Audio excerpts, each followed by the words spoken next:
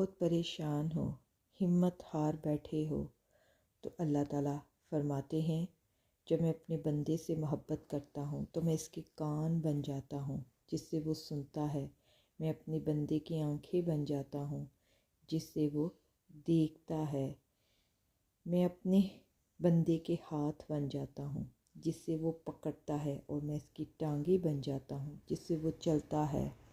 کو یقین آ جائے نا کہ اللہ میرے ساتھ ہے تو کوئی بھی مشکل پریشانی میں آپ کو خوف نہیں آئے گا۔ تو بس غم زدہ نہ ہو، تم ابھی جس بھی کشمکش اور الجھن میں گھر بیٹھے ہو وہ تو بس وقتی ایک آزمائش ہے۔ اللہ رب العزت جلد اپنی رحمت سے تمہاری سب الجھنیں سلجھا دے گا۔ تم نے کبھی الجھے ہوئے دھاگے کو دیکھا ہے؟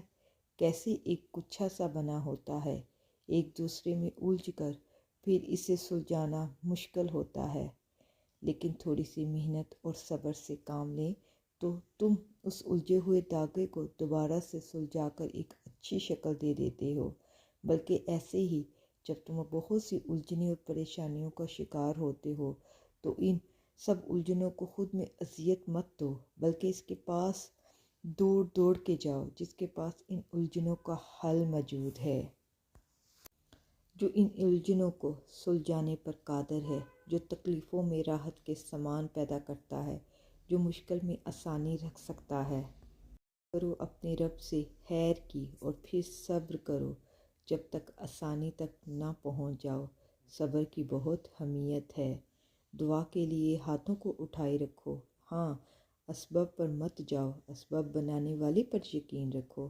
انسان کسی بلا کی توقع مت رکھو، انسان کسی کی کوئی بھی مدد نہیں کر سکتا۔ جو بھی امید رکھنی ہے وہ اپنے رب پر رکھو، وہ جلد ہی تمہاری تقدیروں کو بدل دے گا، تمہاری مشکلوں کو آسان کر دے گا، تمہیں ایک روشن صبح عطا کرے گا۔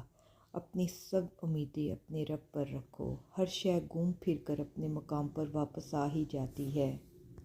اگر کچھ واپس نہیں آتا تو ہاتھوں سے گیا وقت اور زبان سے نکلے گئے الفاظ، پھر چاہے وہ شکر بھرے کلمات ہو یا ناشکرہ پن، پھر چاہے صبر بھرے لمحات ہوں یا بے صبرا پن۔